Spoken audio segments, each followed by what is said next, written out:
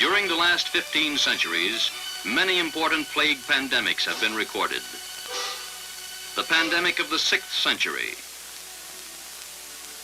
that began during the reign of the Emperor Justinian and involved the whole Roman world.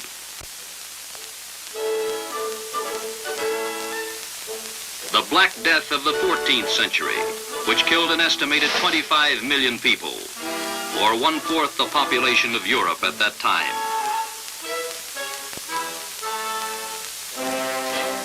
The pandemic of the 15th, 16th, and 17th centuries, which culminated in the Great Plague of London.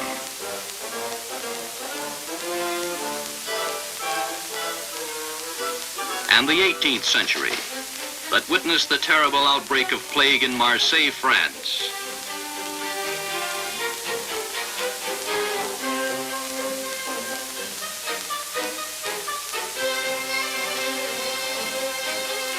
And the present pandemic that began in 1894 and is now receding. The disease, which appears to have a strong, long-term cyclic tendency, flares up on a global scale and then slowly retreats to smolder in endemic centers. Between pandemics, notable epidemics have occurred in countries of every major continent on Earth, including the United States. Around the turn of the century, a number of instances were reported of human plague cases on board ship. It is not surprising, therefore, that the first recorded cases of plague within the borders of the United States were on ships arriving at San Francisco, Port Townsend, and New York City.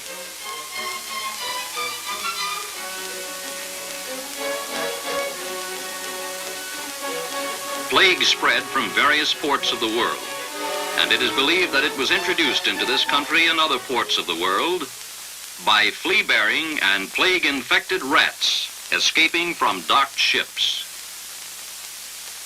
These shipborne rats, in turn, infected the local rats in port areas and caused epidemics in the urban residents, particularly in the larger seaport cities.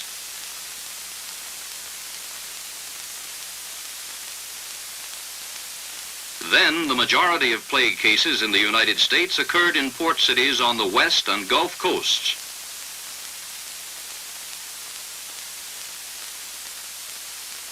Today, in the western third of the United States, plague, a natural disease of wild rodents, is known to exist in 15 states.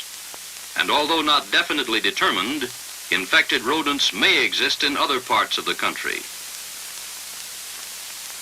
The reservoir of plague in sylvan areas and the source of flea infection is a series of rodents, especially the ground squirrels, chipmunks, meadow mice, wood rats, prairie dogs, marmots, and other animals such as rabbits. Bubonic plague is the most common form of plague. The primary transmitter of bubonic infection is the flea, especially the oriental rat flea, Xenopsila chiopus. The causative agent of plague is the rod-shaped bacteria Pasteurella pestis.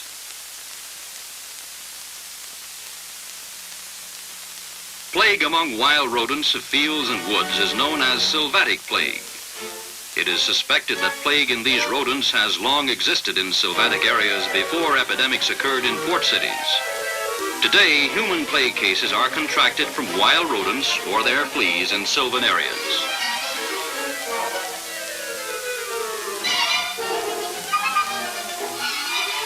In some camping areas, wild rodents and their ectoparasites are especially prevalent.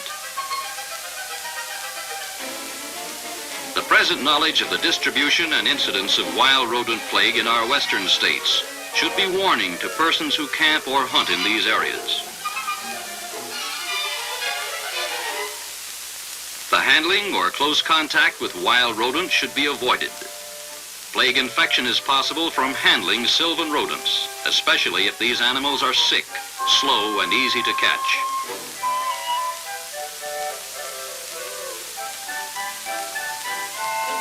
The outdoor visitor to parks and tourist attractions in sylvatic regions should listen and heed the warning of park rangers to avoid all contact with the small rodents and animals in the camping areas.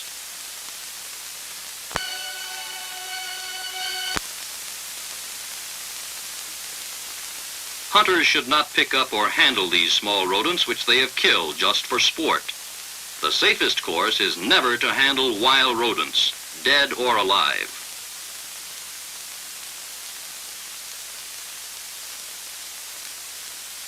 Cities with booming populations face perhaps the greatest possibility of a major outbreak of plague, as the suburbs stretch out into the country, and as more and more people crowd into these and sylvan vacation areas.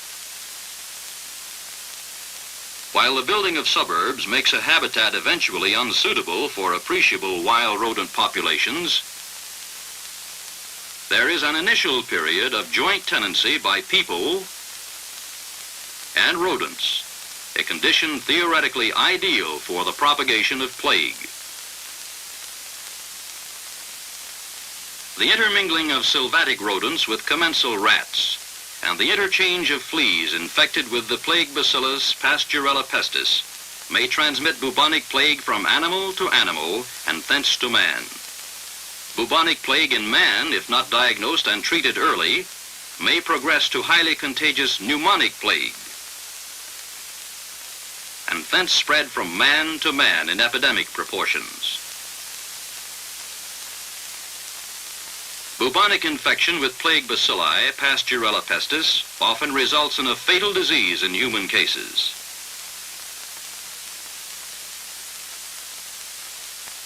Plague infection is due to the bite of fleas, or sometimes by direct contact of man in handling infected animals. Infection generally results in swollen lymph glands called buboes, hence the name bubonic plague. If the bubo is obscure and a blood culture is positive, the infection is referred to as septicemic plague. In some cases of bubonic plague, the infection may progress to the lungs, causing secondary pneumonic plague, a disease that is usually fatal and highly contagious. A person with pneumonic plague may transfer this most infectious and contagious disease to another person by contact, close association, or by conversation with another.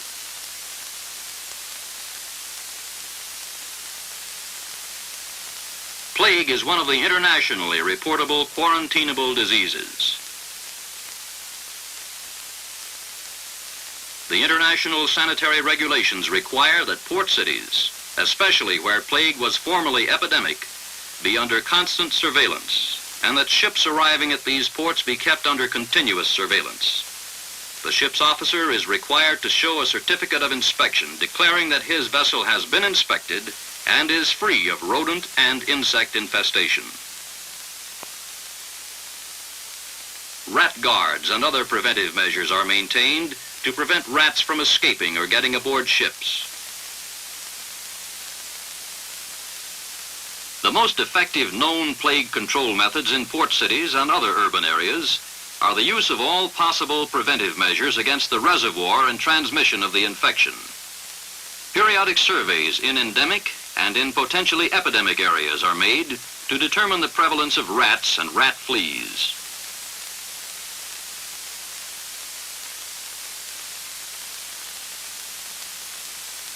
During surveys, when rodents bearing plague-infected fleas are caught, an immediate control program is instituted by a focal attack on fleas with insecticides.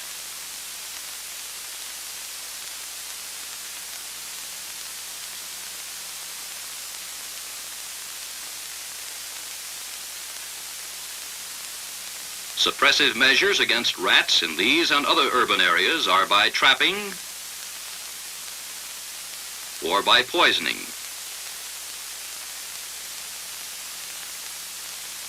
And with special emphasis on permanent control methods, by the rat-proofing of buildings, by closing openings with impervious materials, and reduction of rat harborage and breeding places.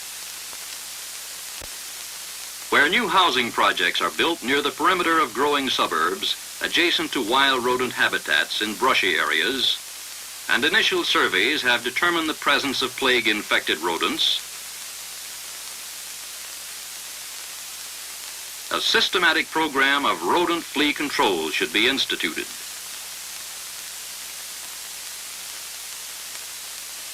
Where Sylvatic Plague has been epidemic or is now endemic, continuous surveillance and periodic surveys are carried on by investigation teams to determine the prevalence of rodents and rodent fleas.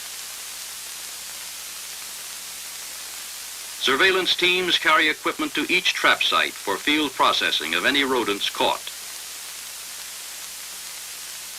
Meadow mice, Microtus, frequently are involved in epizootics and may be primary plague reservoirs in many localities. Rodents captured are lightly etherized and brushed for fleas. Fleas brushed from each rodent caught are collected on the tip of a small brush and then are transferred to a labeled vial of 2% saline, in which they are carried to the laboratory for identification, recording, and processing. Dead rodents found in the field are carried to the laboratory for autopsy and examination.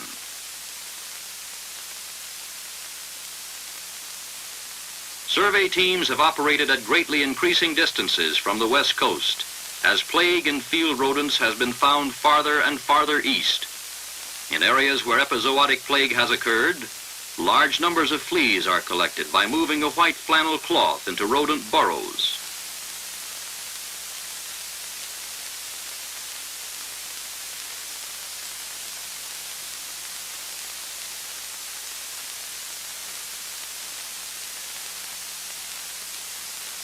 Fleas collected, many of which may be infected, are placed in vials and examined in the laboratory. Prevention or control of epizootics of wild rodent plague in large sylvatic and camp areas are accomplished best by area-type dusting with insecticides having long residual properties. Control of fleas with insecticides to prevent plague transmission has taken a place of primary importance in plague control. However, it should be emphasized that control of plague transmission in such large sylvan areas is only a special emergency measure with clearly limited objectives. In this area where temporary camps have been located, in addition to flea control, the foci of wild rodent plague that threatens humans must be located and kept under surveillance so that control measures may be instituted rapidly when the need arises.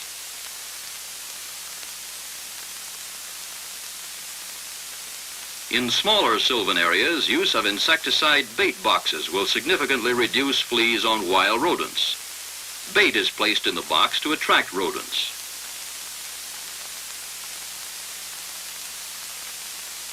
Insecticide is placed at both ends.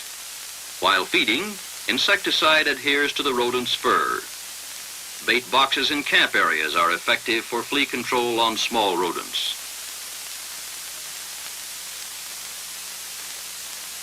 Where actual foci of wild rodent plague are found near camping areas, parks, or other recreational areas, a combined operation of rodent and flea control is instituted. Rodents are controlled by use of poison baits, powders, and sprays. And traps also are used for collection of chipmunks, ground squirrels, field mice, and other small mammals.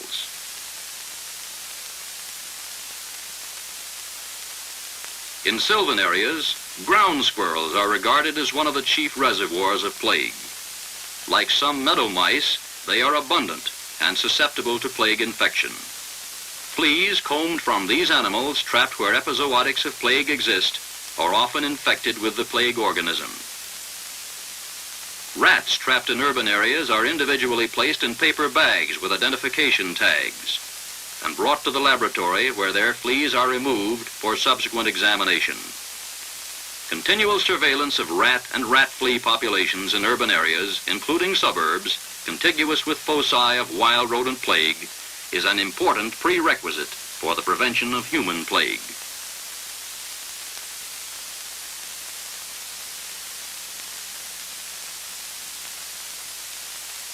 Fleas received in the laboratory from surveillance teams are examined under a microscope. and identified as to species. By the use of a strong translucent light beneath the stereoscopic microscope, it is possible to identify the fleas just as they are received from the field collections in 2% saline without clearing and mounting. After the fleas are identified and recorded, they are crushed and triturated in mortars to be inoculated later into laboratory test animals.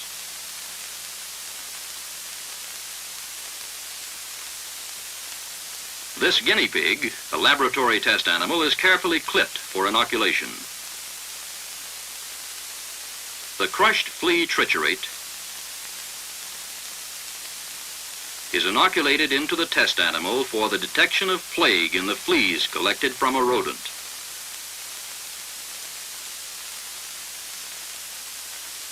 Development of infection in the guinea pig after inoculation is followed in the isolation room.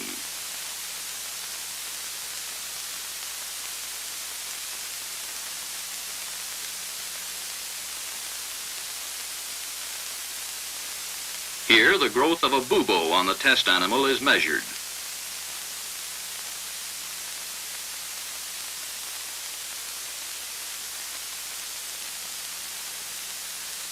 Autopsies are performed on rodents brought in from the field and those that died in the laboratory. Specimens include rats, wild rodents, and laboratory test animals such as guinea pigs and mice. Here, the autopsy of the guinea pig that was inoculated with the crushed flea triturate shows a typical bubo. Infected spleen,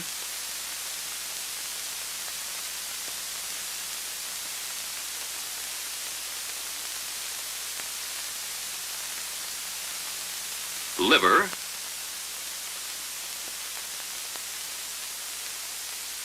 and lung.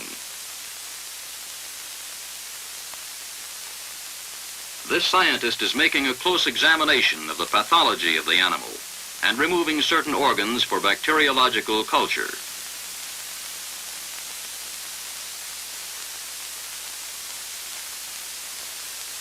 The plague vector efficiency of various wild rodent fleas is determined by established laboratory techniques. Fleas are first infected on mice with a terminal plague infection and are then fed on a clean mouse. When a flea feeds on the blood of a rodent with plague, it serves as a minute incubator for the germ. As a result, it often develops a blockade of the esophagus and stomach caused by growth of Pasteurella pestis. Such a flea may transmit infection by the regurgitation of bacilli from the mass in its intestinal tract or by its contaminated mouth parts.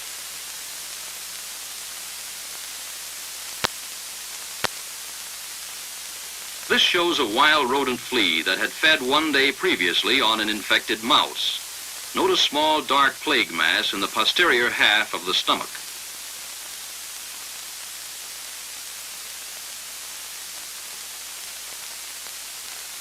The same flea, 33 days after infection, has a dark plague mass in the esophagus and forestomach, and black masses in the distended stomach.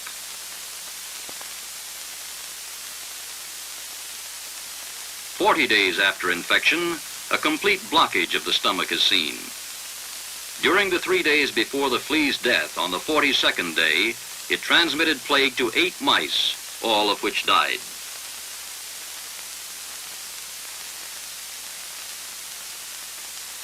Patients must be isolated in cases of pneumonic plague, and special masks and protective clothing should be worn. Although pneumonic plague can now be cured if diagnosed and treated early, it is best to prevent it by diagnosis and cure of bubonic cases. Physicians should regard with suspicion a history of contact with wild rodents in western recreational and other sylvatic areas, and should consider all cases of inguinal, axillary, or cervical lymphadenopathy as suggestive of plague. Immediate treatment with streptomycin or tetracycline antibiotics or sulfadiazine should be considered without waiting for laboratory confirmation.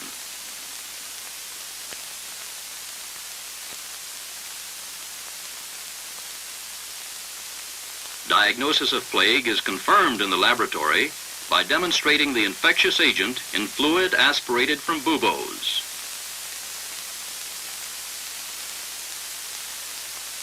In blood,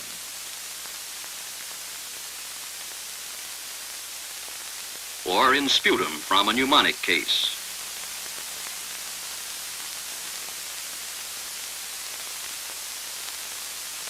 Conventional methods of detecting plague, while slow but in some instances very sensitive, are still used and are necessary in the laboratory diagnosis. Only the isolation of Pasteurella pestis from a specimen constitutes absolute proof of plague.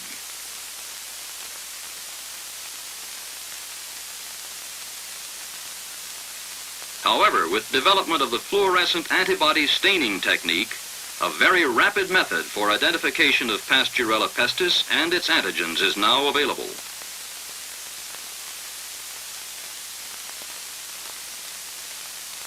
Identification of plague bacteria may be made within hours after receiving smears by the fluorescent antibody technique. In areas where plague is found or suspected, specimens should be sent to the San Francisco Field Station, Communicable Disease Center, United States Public Health Service, for specific determination of the etiologic agent. Investigations carried on by the CDC Field Station supply local authorities with specific information necessary for application of control measures. World Health Organization regulations require continuous surveillance in areas where plague has been epidemic or is now endemic.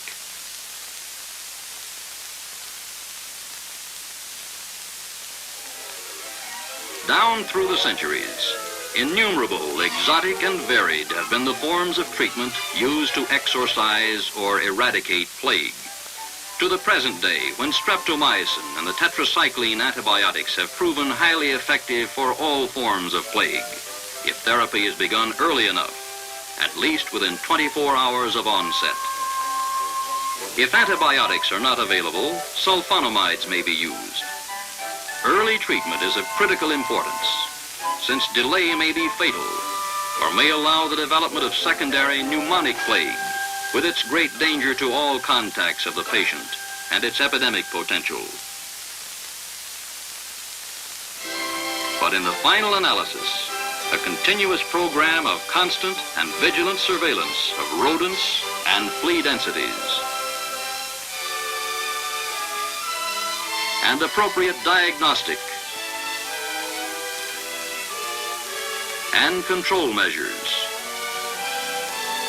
still assure the best long-range protection in those areas susceptible to the infection by the ageless and dread killer, plague.